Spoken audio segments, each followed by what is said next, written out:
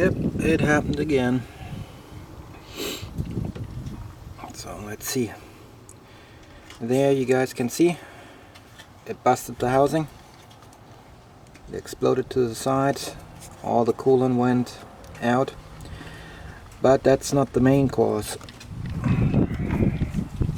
Main cause is the whole engine block overheated and the heat had to go somewhere, which tells me clearly that the thermostat is the culprit. So this is what this video is about. Cleaning this puppy a little bit up and changing out the air bleeder for the coolant here, and also down in there is actually your thermostat, which has to be replaced. So here's another photo quickly of the housing which exploded. It's a plastic housing. You can buy it also as an aluminum now, or different composite actually.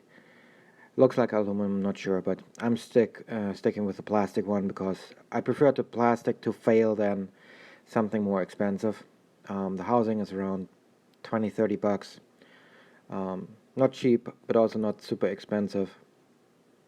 Thinking about the engine maybe getting a crack or whatnot when there's too much pressure, or even a warp. So you need 8mm sockets to remove the 4 screws which are holding actually a housing to the engine block. You need 2 7mm, so 7mm for the front 2 screws, and for the bleeding screw itself, I found out the 10mm deeper socket works just perfectly fine. Once you have these removed, you can pull this metal hose, which you see going also then over to the flex hose to the radiator. You can pull that straight out. Make sure that you replace on that also with your air bleeder housing the seal, because very often that seal is worn out. It's a Viton ring and it gets pressed flat, and over time it's actually getting very, very soft, so the seal is not holding up very well, and there's a possibility that it actually sucks air into your system there. Just to that steel housing, not housing, the hose pretty much in the front, which is like a big Y, and the longer Y goes into your engine block. You can see you can pull it all back, and right there in front is actually your thermostat for your engine. So that's where actually your coolant is being measured. So now I'm using 2 screwdrivers just to separate the housing from the steel hose.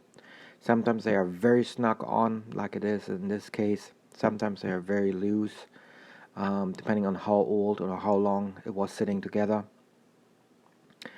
Once it's separated, it's definitely very recommended that you clean up the top of your engine block. I used 400 grit sandpaper and just lightly went over it, and used some brake cleaner as well. The good thing with brake cleaner is that it evaporates, so it doesn't go into your engine block, into the cooling system, and stays there as a fluid. Just make sure that you cover your holes up if you don't know what you're doing, just so that you don't get any debris really in. I've done that now a few dozen times because the housing failed on me, I think, twice now in 2 years.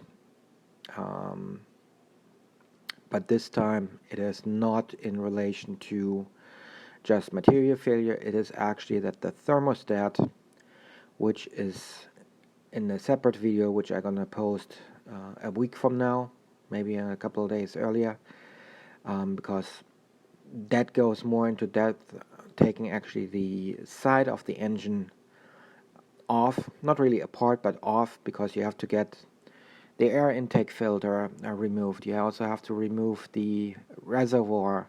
You have to remove your HVAC pump. You have to remove also your steering wheel pump. the serpentine belt in the front has to be removed, just so that you can get to the housing on the side of this 2.7 liter. The 3.5, I think, is the same problem, that it's so tucked away that it's not very easy to access. So back to here, you see right now me with a flathead screwdriver just scraping off the thick gunk which built up over the years here around the sealant. And then what you can't see is actually I used some 400 grit sand. I use that because it doesn't leave any score marks in the aluminum, but it polished the aluminum just right so that you have a very good contact surface. As you're gonna see here in a few seconds, as when I show up close quickly, is that there are a couple of score marks down there as well, which happens over the years. Coolant is a little bit acidic, so it eats some of the aluminum, and that's what happened.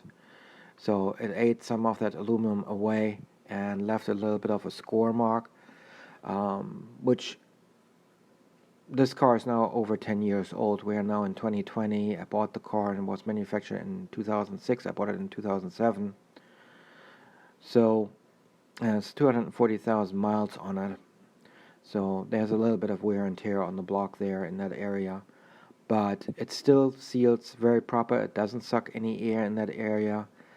But what I noticed later on, and here you can see now the close-up. So here's the up close after cleaning. As you can see, a couple edge spots ate into the aluminum, but that's pretty much it. So now the new seals will seal proper, so nothing is gonna leak there either. So here you can see the two parts which I actually need to replace on my engine. It's a 2.7 liter Dodge Magnum, but it applies also to the Chrysler 300 and also Charger and Challenger. So the Duralast DL902-301 is what I use to replace, which is plastic. If you got the high performance at the end of that number, you get the metal version. On the right is a fail-safe thermostat. Thanks for watching, guys. If you like it, just please like and subscribe. Leave comments below and questions. And the video regards the failsafe will be posted pretty soon.